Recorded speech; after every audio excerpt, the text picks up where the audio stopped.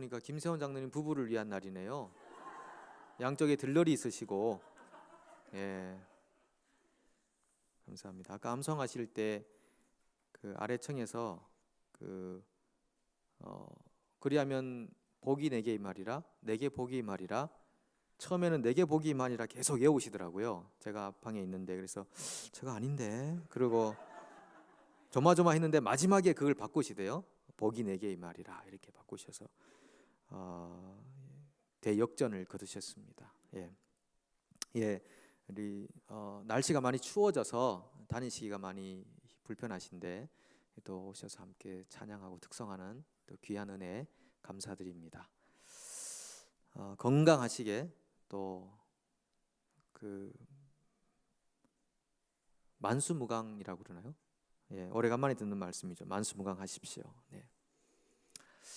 여러분 욥기는 우리가 결론부터 생각을 좀 한 다음에 이 본문을 대하는 것이 좋습니다. 워낙 다양한 논술과 또 화답이 가고 이제 마지막에 결론이 나오는데 구구절절 옳은 얘기 많은데 결론부터 먼저 생각을 하고 이 본문을 보면 조금 더 이해가 되겠다 생각을 하는데요. 욥기의 결론은 혹시 뭘까요? 욥의 결론, 욥기의 결론. 이거를 그냥 간단하게 말하면 모르면 잠자코 있어. 네, 모르면 잠자코 있어. 네, 그렇게 해도 되고 그래 네 말이 맞다. 그래도 되고요. 너 잘났다. 네, 그래도 됩니다. 아니면 말이 좀 많다. 그런 것도 됩니다. 네, 이런 것들을 다 욥기의 결론이라고도 할 수 있겠다. 표현하기 나름이지만 그렇습니다. 이 결론적으로 보면요, 그 욥이 나타나고 그 다음에 욥의 세 친구가 나타나고 마지막에 엘리후라고 하는 한 젊은이가 나타나고 그 다음에 하나님이 등장하시고 이렇게 해서 욥기가 결론을 맺습니다. 근데 이 엘리후가 와서 이렇게 말하죠. 내가 가만히 들어보니까 답답해서 내가 말 안 하려고 했는데 한마디 하겠습니다. 그러면서 책망을 하는데 욥의 세 친구를 다 꾸짖죠. 예. 욥의 세 친구들한테 아니 욥보다 더 의롭지도 못하고 대답도 제대로 못하는 것 같은데 그렇게 말하면 안 됩니다 라고 꾸짖고 또 욥에게 와서도 욥 당신도 문제가 있습니다 이렇게 말합니다. 그러니까 욥의 세 친구는 정답만 계속 얘기하는 겁니다. 지금 욥은 상처를 받아서 고통 중에 신음하고 있는데 와서 잘 생각해봐. 네가 뭔가 잘못한 게 있을 거야. 네가 벌받을 일을 했을 거야. 한번 가만히 생각해봐. 그렇지 않으면 네가 이렇게까지 벌을 받을 수가 없어 라고 얘기하고 있는 겁니다. 전부 정답입니다. 예, 틀린 말 없습니다. 오늘 이 암송 구절도요 그런 면에서 나온 겁니다. 너 하나님과 화목해야 돼. 평안해야 돼. 화평해야 돼. 그러면은 복이 내게 임할 거야. 네가 지금 하나님과 화목하지 않기 때문에 이런 저주를 받는 거란 말이야. 이거 정답이잖아요. 정답. 근데 이것이 욥에게는 전혀 도움이 안 됐습니다. 내가 그거 몰라서 그러는 줄 아느냐? 난 그렇게 살지 않았어 라고 얘기하는 겁니다. 그런데 욥이 이런 얘기를 계속 듣다 보니까 친구들로부터 이런 얘기를 듣다 보니까 마음이 너무 힘들었습니다. 그 정답 누구 몰라서 그러는 줄 아느냐? 난 당신들이 생각하는 만큼 그렇게 죄인이 아니야. 그렇게 잘못한 거 아니라고. 내가 이렇게까지 벌 받을 정도라면 너네들도 벌써 저 음부의 지옥에 떨어졌을 거야. 나는 그렇게 잘못한 사람 아니야. 이렇게 고개를 흔들다 보니까 어디까지 가느냐 하면은 그렇기 때문에 내 잘못이 아니고 하나님 잘못이야. 이렇게 나오는 겁니다. 내가 이렇게 고통당하는 거는 내 잘못이 아니고 하나님이 뭔가 오산을 하신 거야. 그래서 내가 지금 고통을 당하는 거야 라고 하니까 이 엘리후가 와서 야단을 치는 겁니다. 욥, 너 너무 지나쳤다. 어떻게 네가 하나님보다 더 의롭다고 그렇게 표현할 수 있느냐? 의로우신 분은 하나님밖에 안 계시는데 이렇게 내는 거죠. 예, 그렇게 함으로써 나중에 이제 하나님이 욥에게 나타나셔서 이제 정리를 하십니다. 저는 이 본문을 보면서 하나님이 욥에게 하시는 말씀 보면서 우리 하나님도 참 한번 하나님의 쇼업이라고 하나요? 자기를 드러내심. 어떤 이야기입니까? 이런 얘기죠. 야, 내가 땅에 기초를 놓을 때 너 있었어? 이렇게 말합니다. 이건 마치 어른이 애들 싸움에 끼어들어 가지고요, 야, 너 수학 문제, 로그 문제 풀 수 있어? 풀어봤어? 이렇게 막 야단치는 거하고 마찬가지입니다. 깊은 바닷속을 걸어봤어? 염소가 새끼 치는 때를 네가 아니? 말에게 힘을 한번 준 적 있어? 낚시로 리워야단, 이거 악어라 그러죠. 악어를 네가 낚시해 가지고 악어를 끌어낼 수 있겠니? 이렇게 하나님이 나타나셔 가지고 욥에게 말씀하시면서 이 상황을 다 종료를 시키는 것을 보게 됩니다. 예, 그렇게 하는 이 과정 중에 이 엘리바스라는 사람이 오늘 욥기 22장 21절의 이 말을 욥에게 위로한답시고 또 그를 바로 세워준답시고 한 말씀이 바로 하나님과 화목하고 평안해라, 그러면 복이 내게 임할 거야 라고 하는 이야기죠. 그러니까 옳은 이야기고 정답이지만 욥에게는 잔소리로 들렸을 겁니다. 잔소리의 정의가 그거라고 그랬잖아요. 바른 말이지만 기분 나쁘게 하는 말이다라고 하는 거죠. 잔소리가 틀린 말이 없잖아요. 부모님이 아이에게 잔소리할 때 틀린 말이 없거든요. 근데 굉장히 기분 나쁩니다. 아이들이 들을 때는 기분 나쁜 소리로 들립니다. 옳은 이야기지만 욥에게 딱 그런 소리가 되는 거죠. 이 욥의 친구들이 욥을 찾아와서 하고 있는 이야기의 근본에는 다 인과응보라는 것이 흐르고 있습니다. 원인과 결과, 원인을 제공했으니까 결과가 있는 거 아니냐라고 말하고 있는 거죠. 그런데 이 인과응보의 생각은요, 인간이 가지고 있는 기본적인 생각입니다. 그러니까 불교의 생각이기도. 우리는 불교에 오랫동안 불교에 익숙했기 때문에 불교적 사고를 많이 가지고 있고, 또 심리학적으로는 프로이드 같은 사람도 인과응보적 사고를 많이 가지고 있는 겁니다. 그러니까 기본적으로 우리 인간 속에는 네가 그렇게 씨를 뿌렸으니까 이렇게 결과를 가져오는 거야. 어떤 면에서는 굉장히 타당하고 맞는 면도 있지만 하나님의 나라와 하나님이 창조한 이 세계 안에는 인과응보로만 설명할 수 없는 일들이 있기 때문에 문제가 되는 겁니다. 욥기가 바로 그런 거죠. 욥기는 원인과 결과가 일치하지 않는 내용들입니다. 욥이 그렇게 한꺼번에 재산 다 탕진하고 자녀들이 다 죽고 한 것이 인과응보적인가요? 네, 그렇지 않습니다. 그 원인이 있어서 결과가 생긴 거 아니었거든요. 그러니까 우리가 살아가고 있는 이 세상에는 인과응보가 아닌 내용들이 있다는 것입니다. 우리의 기본적인 이 사상에는 인과응보적 사상을 늘 가지고 있어서 사람이 뭔가 사고를 당하거나 잘못을 당하면 그 사람 큰 잘못이 있구나 라고 그냥 도매금으로 넘겨버리는 경우들이 있습니다. 물론 우리가 사는 세상에는 원인에 따른 결과를 가져온 일들도 참 많이 있습니다. 그러나 예외적인 상황들도 많이 있다는 것을 성경적 사고 안에서 우리가 발견해야 된다라고 하는 것입니다. 그렇지만 오늘 말했던 이 엘리바스라는 사람이 말했던 세 친구 중에 엘리바스가 제일 나이도 많고 아마 지식도 제일 많은 것 같고요, 대화의 분량이 제일 긴 걸 보니까 그런 것 같습니다. 그래서 이분이 욥에게 너는 하나님과 화목하고 평안해라, 그러면 복이 내게 임할 거야 라고 하는 겁니다. 이거는 사실이죠. 우리가 하나님과 화목하고 평안할 때 우리에게 복이 임한다는 것은 사실인데, 여기서 무엇을 주고받으시나이까? 여기서 복이 무엇인지는 우리가 좀 더 생각해 볼 필요가 있고, 일단은 하나님과 화목하고 평안할 때 그것이 우리 인간으로서는 가장 첫 번째 되는 어떤 부르심과 사명이라고 하는 것입니다. 하나님과 화목하고 평안하라. 이 로마서 5장 1절에 보면요, 우리가 믿음으로 의롭다 하심을 얻었은즉 우리 주 예수 그리스도로 말미암아 하나님으로 더불어 화평을 누립시다.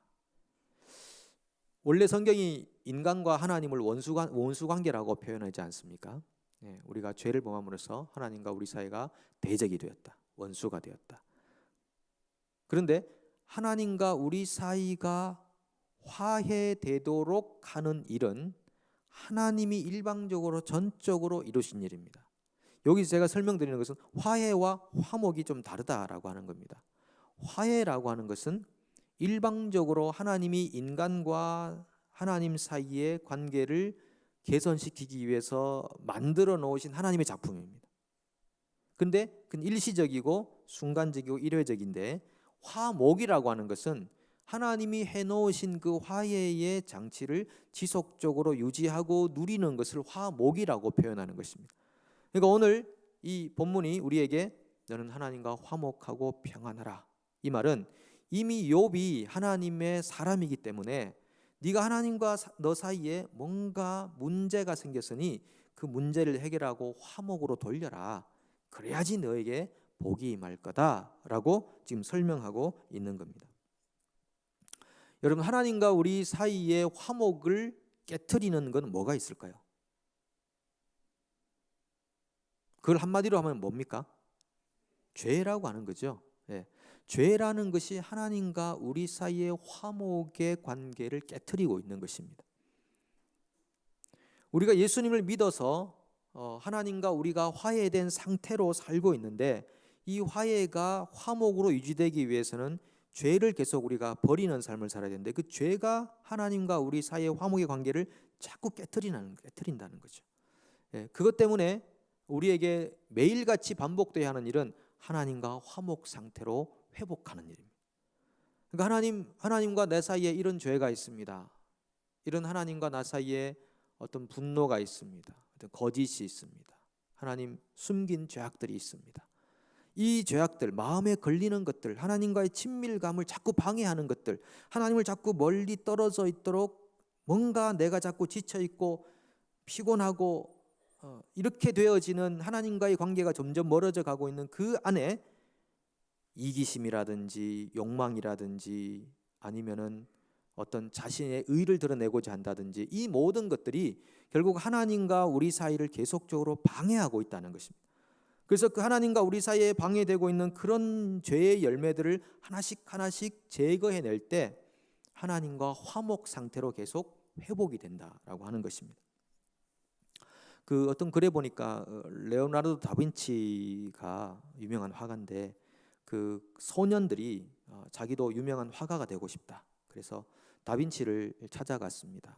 찾아가서 어떻게 그림을 그리나 좀 배우려고 갔다가 어떤 소년이 지금 다빈치가 예수님의 얼굴을 막 그리는 중인데, 소년이 그 옆을 지나가다가 이 화단에 걸려가지고 턱 넘어지면서 그 그림 몇 작품을 이렇게 쓰러뜨렸습니다. 그랬더니 이 다빈치가 너무 화가 났습니다.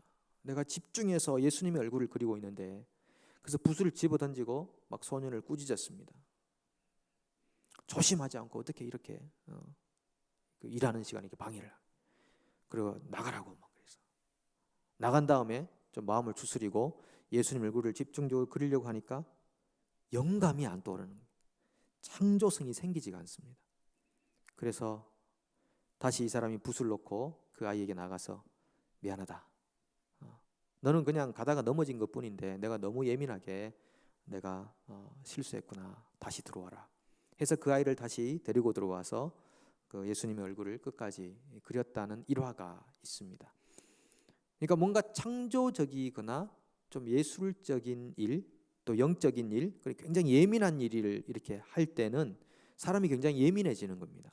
예민해지다 보면은 자기도 모르게 범하지 말아야 될 죄들을 범하게 되는 거죠. 그때 창조성이나 영감이 떨어집니다. 이게 너무나 많이 경험되는 뭐 예술이나 어떤 영적인 일이나 이런 부분에 많이 반복되는 경험되는 일들이기도 합니다. 그런데 그런 순간에도 하나님과 우리 사이의 어떤 관계를 멀어지도록 하는 죄가 우리 안에 발생하지 않도록 늘 긴장하고 있어야 되는 것입니다. 우리가 예수 믿고 의로운 사람 됐으니까 죄와 더불어 뒹굴어도 괜찮다라고 하는 그런 잘못된 생각을 우리가 버려야 된다라고 하는 것입니다. 늘 우리에게는 화목의 회복이 필요하다고 하는 것입니다. 우리 인간이 가장 근본적으로 해야 할 하루하루의 소명과 사명이 있다면 하나님이 우리에게 주신 화해의 상태를 화목 가운데 누리는 것입니다. 혹시 여러분 안에 하나님과의 관계에 걸림돌이 되는 것이 혹시 있습니까? 그것 때문에 자꾸 내가 하나님을 밀어내고 있는 부분들이 있습니까? 하나님하고 더 가까워지려고 하는 부분들을 자꾸 방해하는 요소가 있습니까? 아니면 내가 뭔가 모르게 지쳐있고 너무나 피곤하고 너무나 서운하고 마음에 어떤 병이 든 채로 그대로 지내고 있는 요소들이 있습니까? 살펴보십시오. 근본적인 원인은 하나님과 나와의 관계 안에서 모든 것이 발생하고 있다고 하는 것입니다. 그래서 우리가 화목을 유지하는 방법이 오늘 우리가 읽었던 암송했던 22장 21절 이하에 보면요, 22절부터 26절에 나오는데 제가 한번 읽어보겠습니다. 청하건대 너는 하나님의 입에서 교훈을 받고 하나님의 말씀을 내 마음에 두라. 네가 만일 전능자에게로 돌아가면 네가 치임을 받을 것이며 또 내 장막에서 불의를 멀리하리라. 내 보화를 티끌로 여기고 오빌의 금을 계곡의 돌로 여기라. 그러면 전능자가 내 보화가 되시며 내게 고귀한 은이 되시리니 이에 내가 전능자를 기뻐하여 하나님께로 얼굴을 들 것이라. 이걸 정리해서 말씀드리면은 두 가지입니다. 어떻게 하면 우리가 화목의 상태를 계속 유지하는가? 말씀을 마음에 두고 세상의 보화를 돌로 여기라 이겁니다. 여러분, 말씀을 마음에 두면 둘수록 세상의 보화가 커져 보이던가요? 작아 보이던가요? 정답은 작아 보인다. 예. 이때는 작아 보인다라고 하셔야 되는 겁니다. 그죠? 이게 뭔가 이게 주고받는 게 좀 맞아야 이게 시간이 잘 아름답게 만들어져 갑니다. 우리가 말씀이 우리 속에 들어오면 올수록 세상의 보화가 점점 작게 보여야 됩니다. 근데 기복적인 신학이라고 하는 것은 말씀이 우리 속에 들어올수록 점점 세상의 보화를 따라가게 되는 겁니다. 그럼 뭔가 맞지 않는 겁니다. 이거 모순적이고요, 영적이지 않습니다. 기복적이라는 것은 세상의 복을 자꾸 추구해 가는 거잖아요. 그것은 하나님의 말씀을 제대로 섭취하지 않는 겁니다. 하나님 말씀이 생명의 양식으로 작용하지 않는 겁니다. 하나님 말씀이 생명의 양식으로 작용하기 시작하면 세상의 보화가 점점 작아 보이는 것입니다. 주 예수보다 더 귀한 것은 없네. 그 찬송이 너무 좋아지는 것입니다. 하나님의 나라와 의를 위해 살아가는 것이 너무 행복한 것입니다. 지치고 쓰러졌다가도 하나님의 나라를 생각하면 새 힘이 솟는 것입니다.